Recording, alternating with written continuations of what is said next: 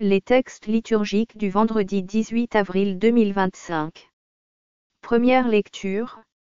C'est à cause de nos fautes qu'il a été broyé, Isaïe 52, entre 13 et 53, 12. Lecture du livre du prophète Isaïe. Mon serviteur réussira, dit le Seigneur. Il montera, il s'élèvera, il sera exalté. La multitude avait été consternée en le voyant.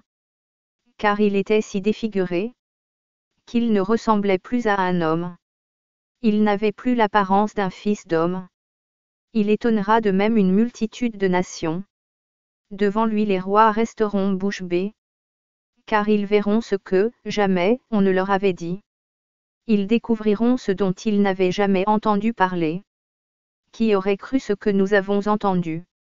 Le bras puissant du Seigneur, à qui s'est-il révélé? Devant lui, le serviteur a poussé comme une plante chétive. Une racine dans une terre aride. Il était sans apparence ni beauté qui attire nos regards. Son aspect n'avait rien pour nous plaire. Méprisé, abandonné des hommes. Homme de douleur, familier de la souffrance. Il était pareil à celui devant qui on se voile la face. Et nous l'avons méprisé, compté pour rien. En fait, c'étaient nos souffrances qu'il portait. Nos douleurs dont il était chargé. Et nous pensions qu'il était frappé. Meurtri par Dieu, humilié. Or, c'est à cause de nos révoltes qu'il a été transpercé. À cause de nos fautes qu'il a été broyé. Le châtiment qui nous donne la paix a pesé sur lui. Par ses blessures, nous sommes guéris. Nous étions tous errants comme des brebis. Chacun suivait son propre chemin. Mais le Seigneur a fait retomber sur lui nos fautes à nous tous. Maltraité, il s'humilie. Il n'ouvre pas la bouche. Comme un agneau conduit à l'abattoir. Comme une brebis muette devant les tondeurs. Il n'ouvre pas la bouche. Arrêté, puis jugé, il a été supprimé. Qui donc s'est inquiété de son sort? Il a été retranché de la terre des vivants. Frappé à mort pour les révoltes de son peuple. On a placé sa tombe avec les méchants. Son tombeau avec les riches. Et pourtant il n'avait pas commis de violence. On ne trouvait pas de tromperie dans sa bouche. Broyé par la souffrance, il a plu au Seigneur. S'il remet sa vie en sacrifice de réparation, il verra une descendance, il prolongera ses jours. Par lui, ce qui plaît au Seigneur réussira. Par suite de ses tourments, il verra la lumière. La connaissance le comblera. Le juste, mon serviteur, justifiera les multitudes. Il se chargera de leurs fautes. C'est pourquoi, parmi les grands, je lui donnerai sa part. Avec les puissants il partagera le butin. Car il s'est dépouillé lui-même. Jusqu'à la mort. Et il a été compté avec les pécheurs. Alors qu'il portait le péché des multitudes. Et qu'il intercédait pour les pécheurs. Parole du Seigneur. Psaume 30, 31, 2 à B 6, 12, 13 à 14 à D, 15 à 16, 17.25. En toi, Seigneur, j'ai mon refuge. Garde-moi d'être humilié pour toujours. En tes mains je remets mon esprit. Tu me rachètes, Seigneur, Dieu de vérité. Je suis la risée de mes adversaires. Et même de mes voisins. Je fais peur à mes amis. S'ils me voient dans la rue, ils me fuient. On m'ignore comme un mort oublié. Comme une chose qu'on jette. J'entends les calomnies de la foule. Ils s'accordent pour m'ôter la vie. Moi, je suis sûr de toi, Seigneur. Je dis, tu es mon Dieu. Mes jours sont dans ta main, délivre-moi. Des mains hostiles qui s'acharnent sur ton serviteur, que s'illumine ta face. Sauve-moi par ton amour. Soyez forts, prenez courage. Vous tous qui espérez le Seigneur. Deuxième lecture. Il a pris l'obéissance et il est devenu pour tous ceux qui lui obéissent la cause du salut éternel. Hébreux 4, 14 à 16, 5, 7 à 9. Lecture de la lettre aux Hébreux. Frères, En Jésus, le Fils de Dieu. Nous avons le grand prêtre par excellence. Celui qui a traversé les cieux. Tenons donc ferme l'affirmation de notre foi. En effet, nous n'avons pas un grand prêtre incapable de compatir à nos faiblesses, mais un grand prêtre éprouvé en toutes choses, à notre ressemblance, excepté le péché. Avançons-nous donc avec assurance vers le trône de la grâce, pour obtenir miséricorde, et recevoir, en temps voulu, la grâce de son secours. Le Christ, pendant les jours de sa vie dans la chair, offrit, avec un grand cri et dans les larmes, des prières et des supplications à Dieu qui pouvait le sauver de la mort. Et il fut exaucé, en raison de son grand respect. Bien qu'il soit le Fils, il apprit par ses souffrances l'obéissance, et, conduit à sa perfection, il est devenu pour tous ceux qui lui obéissent, la cause du salut éternel. Parole du Seigneur. Évangile. Passion de notre Seigneur Jésus-Christ, Jean 18, 1-19, 42. La passion de notre Seigneur Jésus-Christ selon Saint Jean. Indication pour la lecture dialoguée, les sigles désignant les divers interlocuteurs sont les suivants. X égale Jésus, L égale lecteur, D égale disciples et amis, F égale foule, A égale autres personnages. L en ce temps-là. Après le repas, Jésus sortit avec ses disciples et traversa le torrent du Cédron. Il y avait là un jardin, dans lequel il entra avec ses disciples. Judas, qui le livrait, connaissait l'endroit, lui aussi. Car Jésus et ses disciples s'y étaient souvent réunis. Judas, avec un détachement de soldats, ainsi que des gardes envoyés par les grands prêtres et les pharisiens, arrive à cet endroit. Ils avaient des lanternes, des torches et des armes. Alors Jésus, sachant tout ce qui allait lui arriver, s'avança et leur dit: X, qui cherchez-vous? Elles, ils lui répondirent: F. Jésus le Nazaréen. Elles, il leur dit: X, c'est moi, je le suis. Elles, Judas, qui le livrait, se tenait avec eux. Quand Jésus leur répondit: C'est moi, je le suis, ils reculèrent, et ils tombèrent à terre. Il leur demanda de nouveau: X, qui cherchez-vous? Elles, ils dirent: F. Jésus le Nazaréen. Elles, Jésus répondit: X, je vous l'ai dit, c'est moi, je le suis. Si c'est bien moi que vous cherchez, cela, laissez-les partir. Elle, ainsi s'accomplissait la parole qu'il avait dite: Je n'ai perdu aucun de ceux que tu m'as donnés. Or Simon-Pierre avait une épée, il la tira, frappa le serviteur du grand prêtre et lui coupa l'oreille droite. Le nom de ce serviteur était Malchus. Jésus dit à Pierre: X, remets ton épée au fourreau. La coupe que m'a donnée le Père, vais-je refuser de la boire?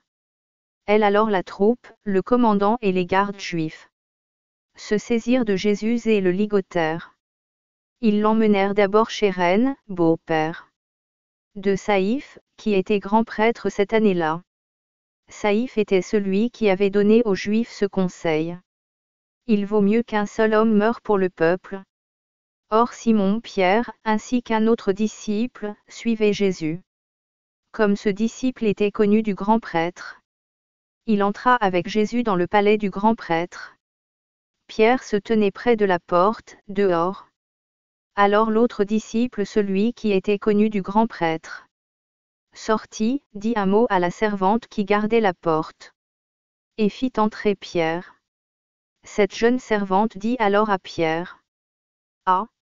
N'es-tu pas, toi aussi, l'un des disciples de cet homme? Elle, il répondit: Non, je ne le suis pas. Elle, les serviteurs et les gardes se tenaient là. Comme il faisait froid, ils avaient fait un feu de braise pour se réchauffer. Pierre était avec eux, en train de se chauffer. Le grand prêtre interrogea Jésus sur ses disciples et sur son enseignement. Jésus lui répondit: Moi, j'ai parlé au monde ouvertement. J'ai toujours enseigné à la synagogue et dans le temple. Là où tous les Juifs se réunissent. Et je n'ai jamais parlé en cachette.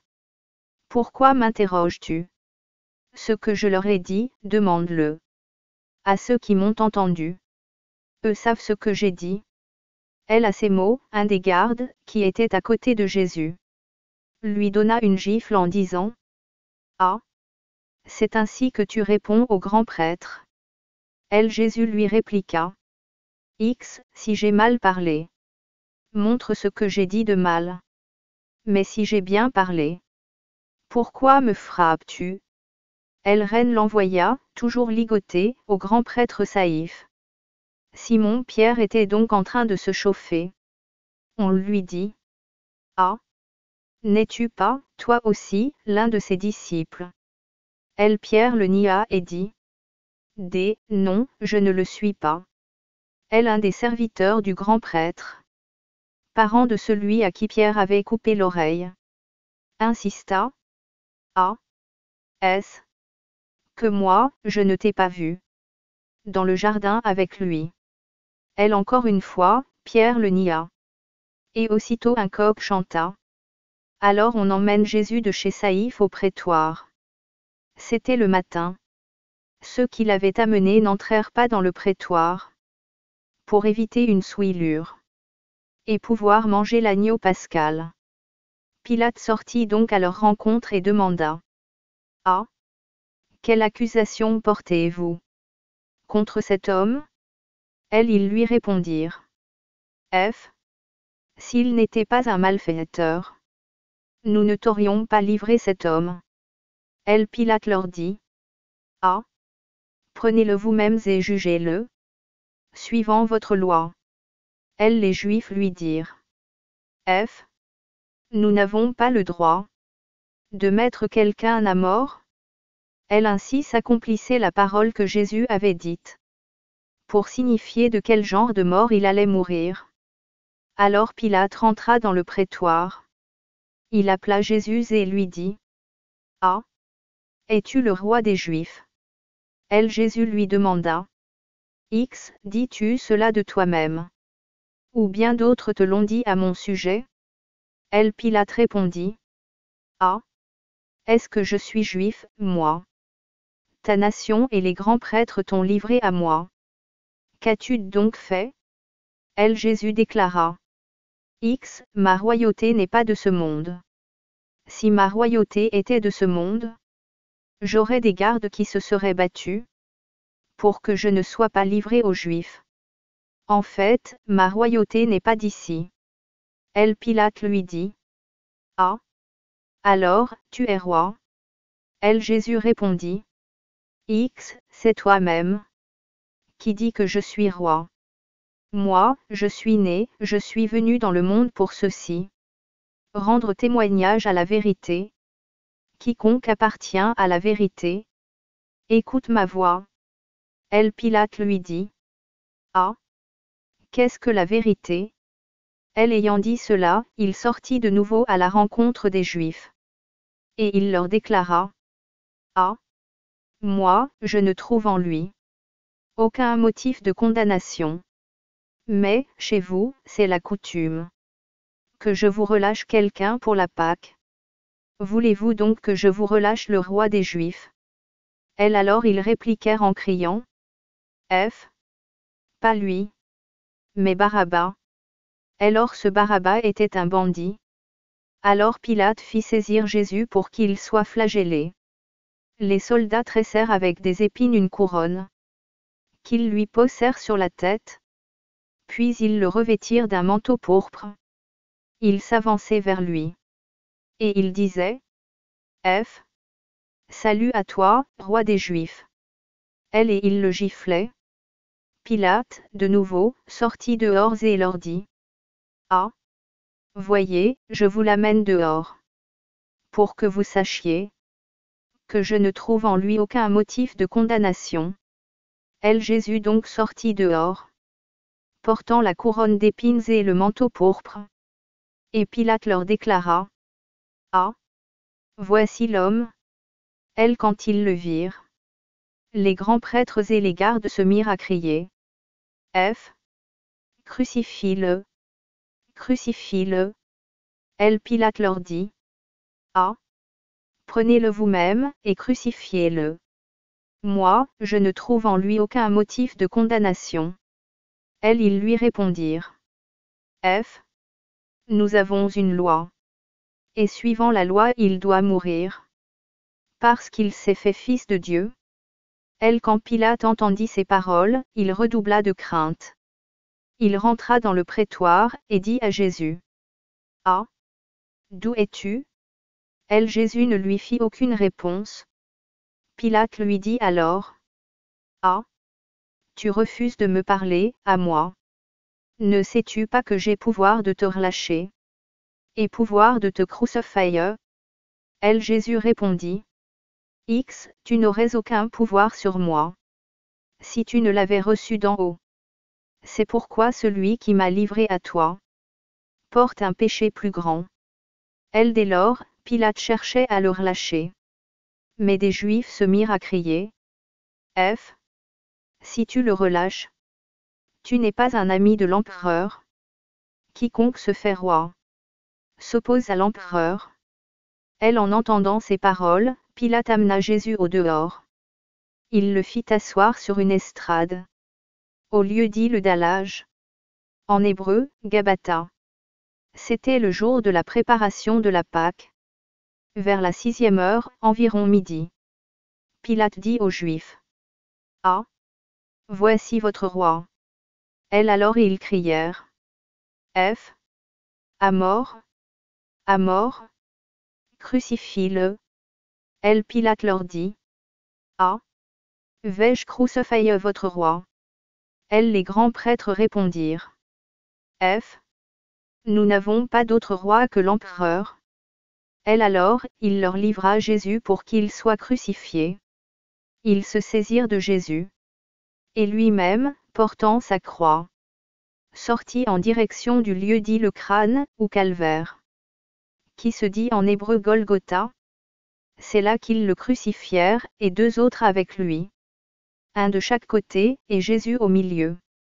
Pilate avait rédigé un écriteau qu'il fit placer sur la croix. Il était écrit. Jésus le Nazaréen, roi des Juifs. Beaucoup de Juifs lurent cet écriteau.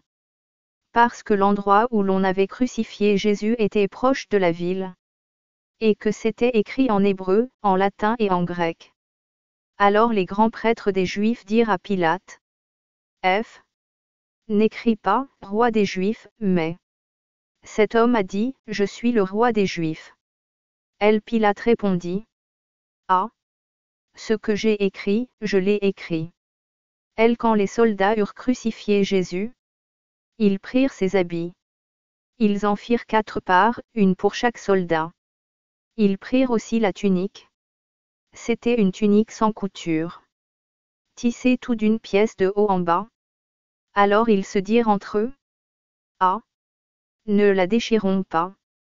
Désignons par le sort celui qui l'aura. Ainsi s'accomplissait la parole de l'Écriture. Ils se sont partagés mes habits. Ils ont tiré au sort mon vêtement. C'est bien ce que firent les soldats. Or, près de la croix de Jésus se tenait sa mère. Et la sœur de sa mère, Marie, femme de Cléophas. Et Marie-Madeleine. Jésus, voyant sa mère. Et près d'elle le disciple qu'il aimait. Dit à sa mère. X, femme, voici ton fils. Puis il dit au disciple. X, voici ta mère. Et à partir de cette heure-là, le disciple l'a pris chez lui. Après cela, sachant que tout, désormais, était achevé. Pour que l'écriture s'accomplisse jusqu'au bout. Jésus dit. X, j'ai soif. Il y avait là un récipient plein d'une boisson vinaigrée. On fixa donc une éponge remplie de ce vinaigre à une branche d'hysope. Et on l'approcha de sa bouche. Quand il eut pris le vinaigre, Jésus dit. X, tout est accompli. Puis, inclinant la tête, il remit l'esprit. Ici on fléchit le genou, et on s'arrête un instant. Comme c'était le jour de la préparation, c'est-à-dire le vendredi. Il ne fallait pas laisser les corps en croix durant le sabbat. D'autant plus que ce sabbat était le grand jour de la Pâque. Aussi les Juifs demandèrent à Pilate qu'on enlève les corps. Après leur avoir brisé les jambes, les soldats allèrent donc briser les jambes du premier, puis de l'autre homme crucifié avec Jésus. Quand ils arrivèrent à Jésus, voyant qu'il était déjà mort, ils ne lui brisèrent pas les jambes, mais un des soldats avec sa lance lui perça le côté. Et aussitôt, il en sortit du sang et de l'eau. Celui qui a vu rend témoignage. Et son témoignage est véridique. Et celui-là sait qu'il dit vrai, afin que vous aussi, vous croyiez. Cela, en effet, arriva, pour que s'accomplisse l'Écriture. Aucun de ces os ne sera brisé. Un autre passage de l'Écriture dit encore, ils lèveront les yeux vers celui qui l'ont transpercé. Après cela, Joseph d'Arimathie, qui était disciple de Jésus, mais en secret par crainte des Juifs, demanda à Pilate de pouvoir enlever le corps de Jésus. Et Pilate le permit. Joseph vint donc enlever le corps de Jésus. Nicodème, celui qui, au début, était venu trouver Jésus pendant la nuit, vint lui aussi. Il apportait un mélange de myrrhe et d'aloès, pesant environ 100 livres. Ils prirent donc le corps de Jésus, qu'ils lièrent de linge, en employant les aromates, selon la coutume juive d'ensevelir les morts. À l'endroit où Jésus avait été crucifié, il y avait un jardin. Et, dans ce jardin, un tombeau neuf, dans lequel on n'avait encore déposé personne, à cause de la préparation de la Pâque juive. Et comme ce tombeau était proche, c'est là qu'ils déposèrent Jésus. Acclamons la parole de Dieu.